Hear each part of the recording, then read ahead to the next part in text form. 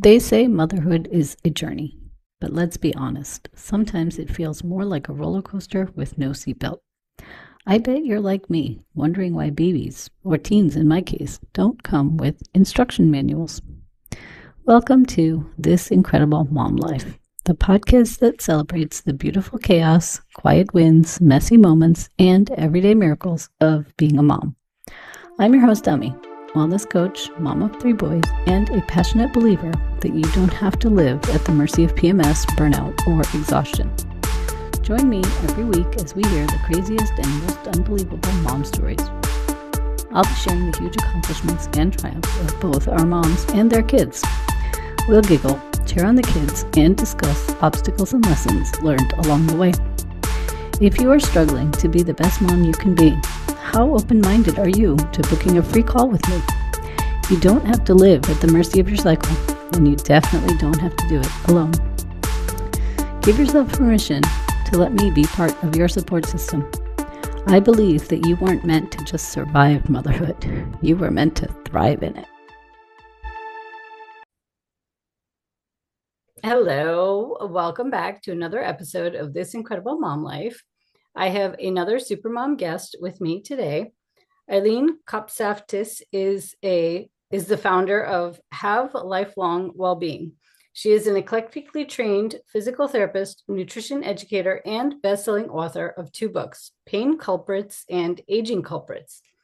Teaching facts about pain, movement, and aging that are mostly unknown is her specialty.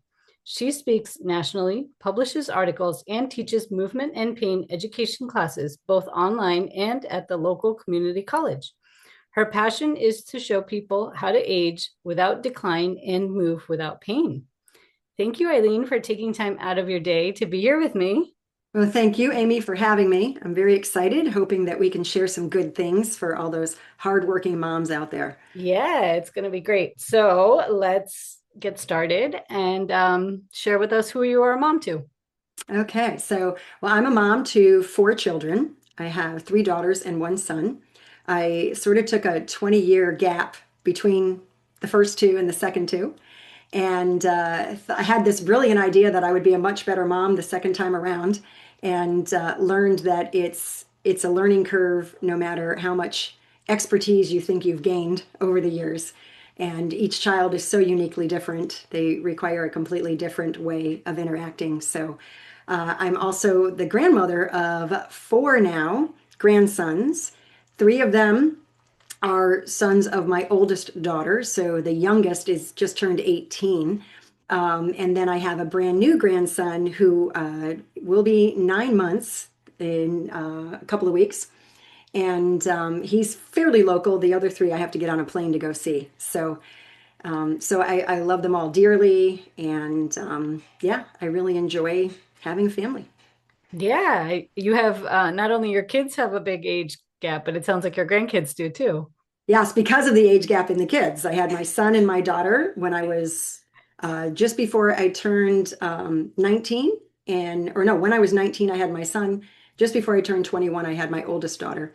And then I had my second daughter just before I turned 41, and my third daughter when I was 44. Wow.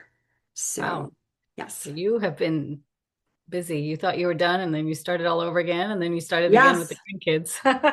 Mm-hmm. Mm-hmm. Nice. Yes. All Yes. right, well, share. I'm sure you have plenty of mom stories, so share one with us. Yeah, so I was, thinking long and hard about this, what would be good to share. And the one thing that came to mind was a really special time when I went to visit my grandsons, because I had to meet my youngest grandson because I had to get on a plane to see him. My older 2 grandsons knew me well because they lived in the area before they moved. And every single week we had a big family dinner after church on Sundays. And it was just such a grand time. The kids running around making lots of noise, my 2 younger daughters, my 2 grandsons, and my mother complaining about all the noise the kids were making. It was just wonderful. Every Sunday was chaos and love, and it was beautiful. I enjoyed it every single week. And then, of course, when they moved, I was kind of heartbroken. And when my youngest grandson was born, he was 6 weeks old when I flew out to meet him. I wanted to wait till he was at least old enough to maybe smile. And so We didn't tell my oldest grandson that I was coming. My daughter decided, Mom, let's make it a surprise. Now, I was very close to him when he was a baby. He and his mom actually lived with me for a brief time because of some things going on in her life. So he and I were always very close. And so I think at the time he was probably about 7, maybe. And Mhm. so I show up in the living room, and the back of the sofa faces when you enter the living room, and he was on the sofa, and he turns around and he goes, Grandma. And he climbed up on the back of the sofa as I was walking toward him, and he literally dove through the air Jeez. into my arms and wrapped himself around me like a little monkey and wouldn't let go for about 15 minutes. Wow. And that to me is the most precious, special memory that I have of he and I. And it also showed me, and the reason I think I wanted to share this was sometimes we think distance will impact relationship when we're not seeing somebody consistently, when we're not able to spend time with them. But what I found was because of the foundation our relationship had, it didn't, well, obviously it matters. I missed him and wanted to see him, but it didn't change the dynamics of our relationship. Nice. And it was just so special. And I'll follow it up with this. I had brought him. I was thinking of the games because back when I was a kid, games didn't light up. They didn't make noise. They did. I'm less than 3 years from 70, so games were very different back then. And there was this game, Battleship, that I thought he Mhm. would really like. And it was the old-fashioned Battleship where you had to do everything manually. And I said, Grandma, I brought you, or I said, Daniel, I brought you a gift. Let's play Battleship. Um, and I'm going to kick your butt. And he turns around and he goes, No, Grandma, I'm going to kick your butt. And my son-in-law is looking like, not sure he wants his son talking like that to his grandmother, but it was the way we related to each other, and we just had a ball playing the game. And yeah, so I guess I just wanted to encourage moms that as life changes, as life transitions, that relationship that you have doesn't dilute Yes. because you're not able to see each other as consistently as you would like. Yep. Especially in this day and age when you have video calls and things like that. So my mom lives down the road from me, so we do the same thing. We go to her house every once a week for dinner. Um, but my brother-in-law, he's out in Phoenix. We're in New York, so we get on FaceTime with the my two nephews who are much younger, a couple times a week. And they talk to my kids, they talk to me, they talk to my husband. So when they were here for Christmas, it was so great because they knew us, like we were able to, they weren't strangers and we didn't feel like we didn't know them. They didn't know us. And the youngest is only 3. So the fact that he recognized us and he had a good time was Yes. fun. So I love Yes. that story. What a Yes. And cute my story. youngest grandson, I was afraid I would be a stranger to him because he grew up 2,500 miles apart from me. But it was one of the times my daughter always made a point of coming back at least a couple times a year. And of course, I went out there as often as I could. But there was one point he was very shy and little child. And I think he was about 3, maybe 4. And he was upstairs in our spare room. He and his mom were staying there when they visited. And I remember hugging him and going, I love you, Luke. And he actually said it back, I love you, Grandma. And Aw, that was very special because I knew he meant it because he was a very shy kid and he wouldn't have just said that. He would have just kind of like, yeah. So, Aw. Well, you are blessed with an amazing family. I love that. yes. Um, and I'm sure you will have many more years of stories to come, which is Yes. one of the things we're going to talk about today. So tell us what you do as a chronic pain consultant.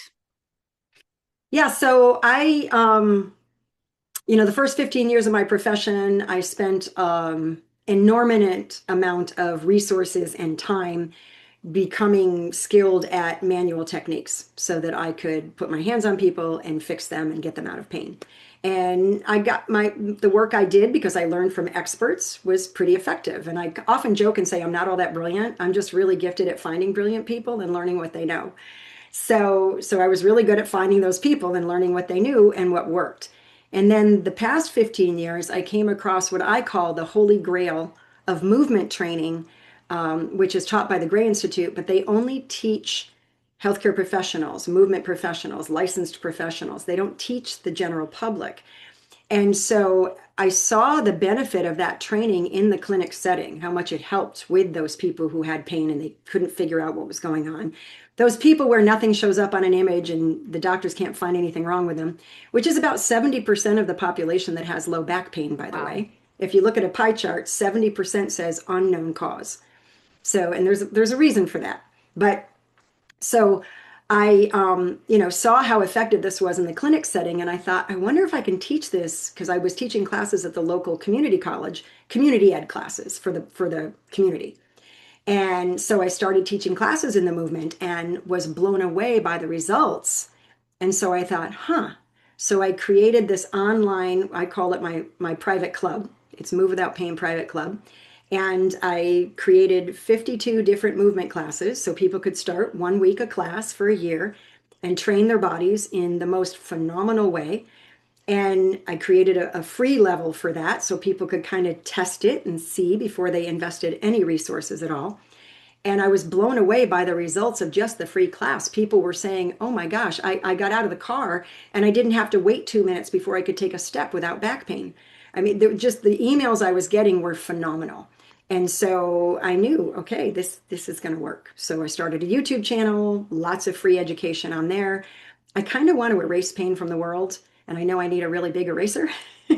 Yes. So, but this movement training it's unlike traditional fitness industry type exercise.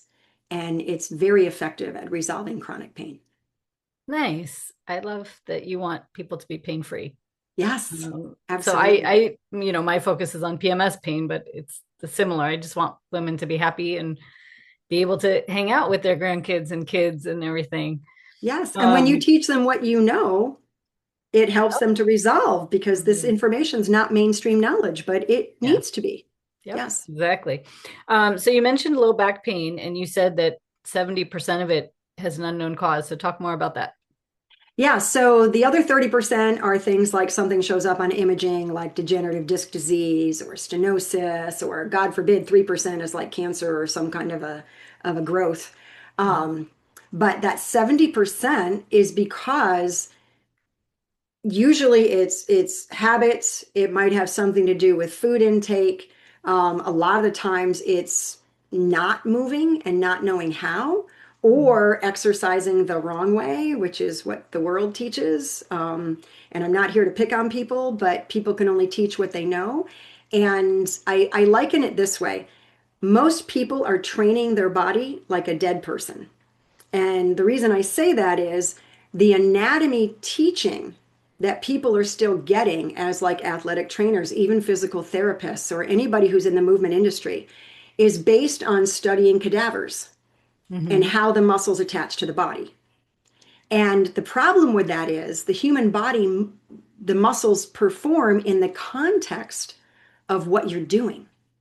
So we're doing Interesting. exercises. Okay, this is where the muscle attaches here and here. And when it shortens, this movement happens. So everybody does that movement against resistance repetitively. And that leads to tendonitis, tendinosis, tendinopathy, Mhm. pain issues. It doesn't resolve things, it can cause things. And people get injured. They go to the gym, they want to get fit. And a mom who has a really busy life doesn't have a lot of time to waste doing stuff that isn't going to work and God forbid causes harm. Yep. And now she's struggling to take care of her family. Yep. So this program means so much to me, which is why I have, the YouTube videos, everything so much for free because I want people to understand this. And once people start hearing, oh yeah, that makes sense. Oh my gosh, I didn't know that. Now they can start doing the right things for them. And it doesn't take long. That's the best part. I mean, like I mentioned before, I'm less than 3 years from 70. I don't have pain. I don't spend 4 hours in the gym. I don't have time. I have way too much I want to do in life. Yep. So you can literally spend 30 minutes or less a day and be very fit, very mobile, very healthy, Yeah. and not lose. things as you get older. And, Incredible. the moms want to be healthy grandmoms. They You do. know, Yes. so yes, yes. I So mean, they I can run can, around behind all of those grandkids, right? Yeah. yeah, exactly. I mean, I can hang out with my grandsons and do what they're doing. Yeah, So one can jump off the sofa and you can catch him without I falling can catch him over. and he doesn't knock me over.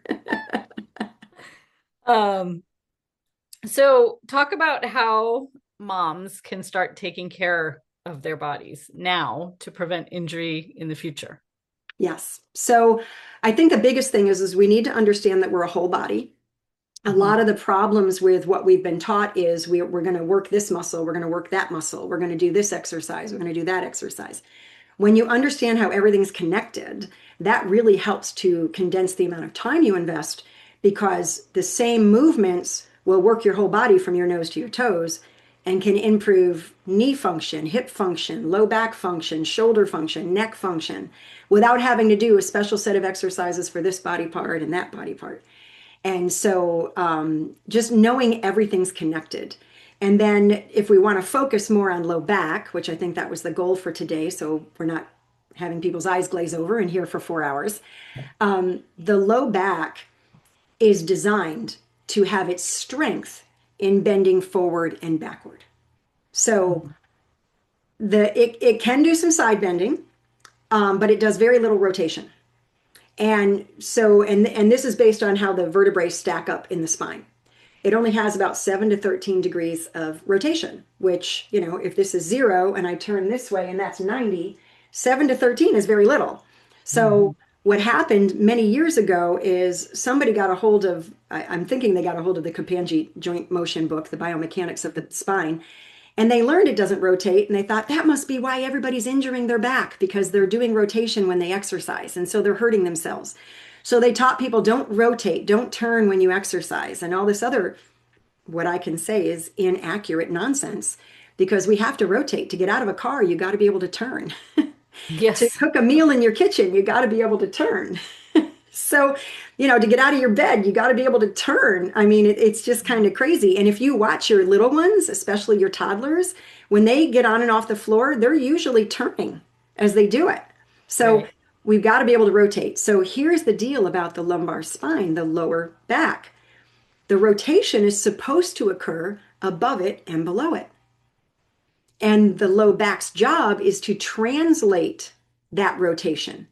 So, to make it simple, if I'm standing in the kitchen and I turn to look behind me, because one of my kids just called me, and I turn to look behind me, my trunk just rotated.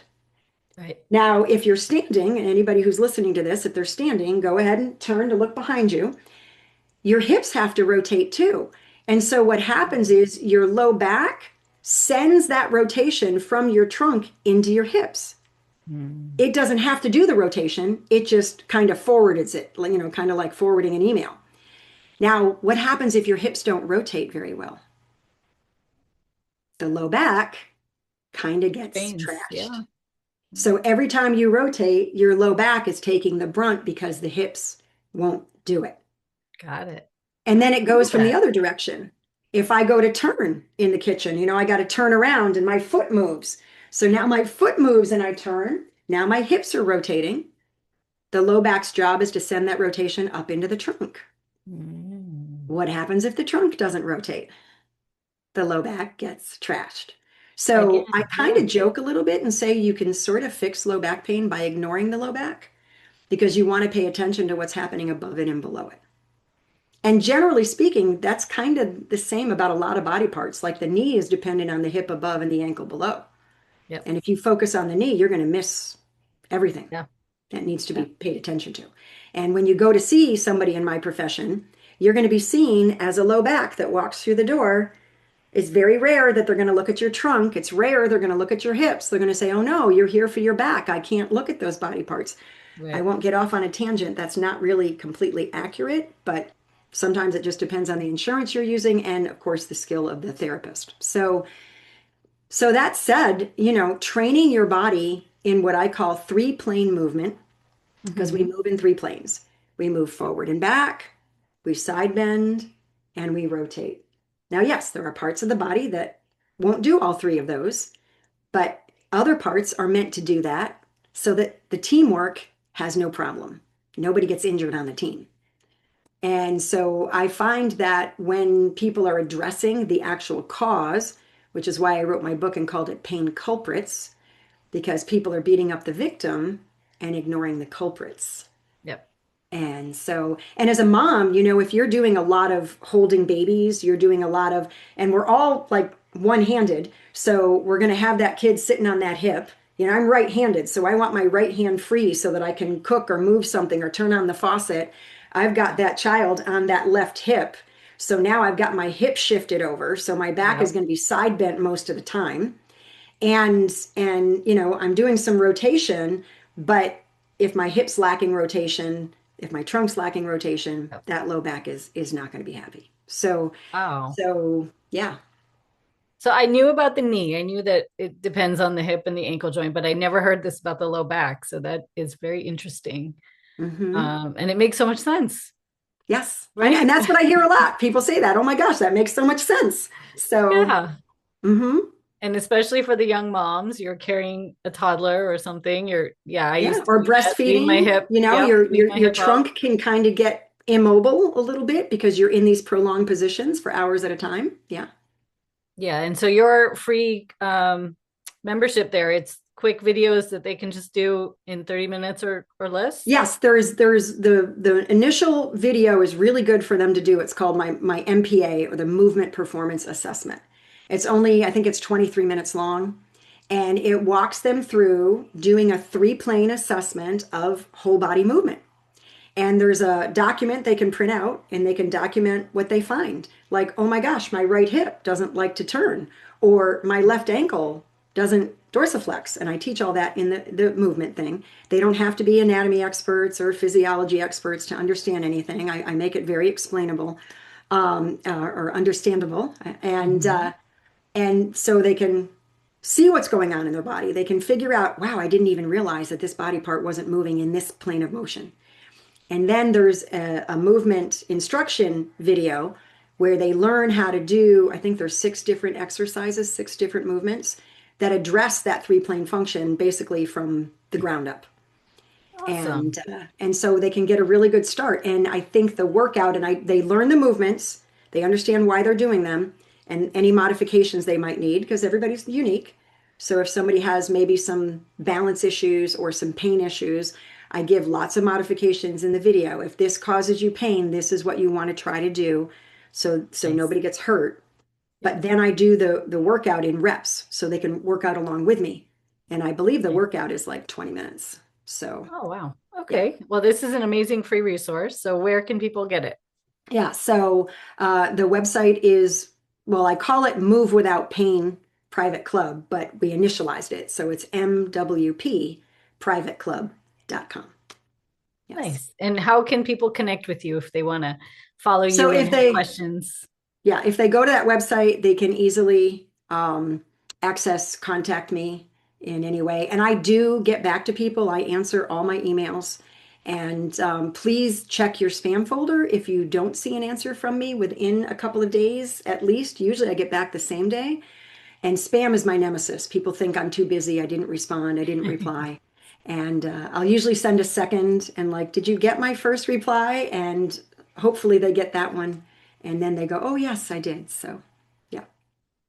Nice. And I will link all of that in the show notes below so people can find you easily. This was great. I learned something new, and I'm sure our listeners did too. So thank you, Eileen, for joining me today. It was great. Yes, thank you.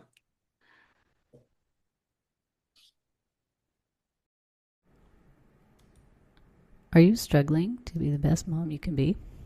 Are you fatigued, overwhelmed, and stressed out? Are you losing precious time with your family because of PMS? If so, sign up for my free gift on how to start living in tune with your monthly cycle. The link to get it is in the show notes below. Use this guide to help you start to eliminate your symptoms of PMS, increase your energy, reduce stress, and fully enjoy this incredible mom life. The way I see it, you have 3 choices. You can try to figure it all out on your own. You can do nothing and stay where you are, or you can get the customized guidance you need to thrive as a mom. The choice is yours. Thanks for listening to today's episode. I hope you learned something from these stories. If you enjoyed this show, please make sure to subscribe, rate, review, and share this podcast. It really helps this show grow. If you have a mom story you would like to share, click on the link in the description below on becoming a podcast guest. Remember, the content on this podcast is for general information only. It does not replace any medical advice given by your healthcare providers. Please check with your doctor if you have any questions about your specific condition and before starting any new diet or exercise regimen. Thank you, and you will hear from me soon.